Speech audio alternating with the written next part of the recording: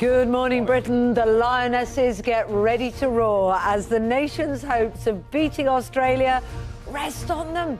Can they make history and reach the Women's World Cup final for the very first time? We're going to ask former England international and Queen of the Jungle, Jill Scott. And we're live in Sydney, where fans are, as you can see, getting into the party mood already ahead of this morning's match. Well, it's the other end of the day there, isn't it? Yeah, true. Meanwhile, the Prime Minister declares that there is light at the end of the tunnel when it comes to inflation. But as households brace for the latest figures to be released in an hour's time, just after 7 o'clock, what's it going to mean for your money? We'll tell you what you need to know in about now. She's gone from true crime drama, The Sixth Commandment, to big romance in the Jane Austen-inspired Sanditon. Find out why actress Anne Reid says playing the lady of the house is her favourite role yet. She's going to join us live. I know my parents have been to an alcohol-free wedding and they went to an off-licence, so I'm pretty sure that was their take on it. They're talking about a booze-free bash on your big day. A growing number of couples opt to leave alcohol completely off the menu at their weddings. So are dry weddings really better? Well, I guess they don't have the sky-high bar tab and the hangovers the next day, but let us know what you think. Debating that one a bit later.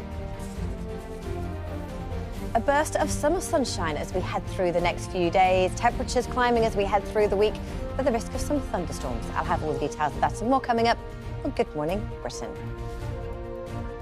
Wednesday, 16th of August, 2023.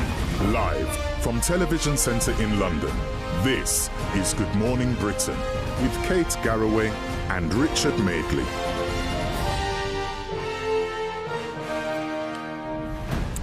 Good morning. Just gone 6 o'clock. Welcome to the programme. You ever been to a dry wedding? I've never been to a dry life. No, I've never been to a dry wedding, apart from actually a wedding that was for religious reasons dry. I've never been to a wedding where people haven't had a religious reason. Well, I went to a dry wedding for it had a religious context to it, and I took a hip flask. I'm sorry. I did. And I also took a chilled half bottle of wine I left in the boot of the car, and occasionally, and people saw me and they come and they joined me, so we were having little secret tipples out in the car park. I just love that. The sneaky little quick No, I'm hip sorry, flask. I'm not going to a dry wedding. Why do you well, I will, but I'll take Why do booze. people do it? Is it a cost thing? Well, we'll discover that later. It's a growing trend. I'm not sure it is cost, actually. I suppose, obviously, yeah, it's cheaper. I think it's more a case of they don't want drunk best men and drunk dad speeches and people throwing up over the wedding cake, you know? Which you can sort of see the point of. I guess so. I'm guessing that there's not much impetus for dryness going on in Australia. And in just a few hours' time, England's Lionesses will compete in the semi-final of the Football World Cup, of course, against co-host Australia. The fact it's against the co-hosts as well. I know. Amazing. It's going to be so much fun to watch. The winners will take on Spain in the final for the right to be crowned world champions. Well, I will certainly crack a beer at 11 o'clock. I don't care if it is before midday. Australians have been promised a bank holiday if they win.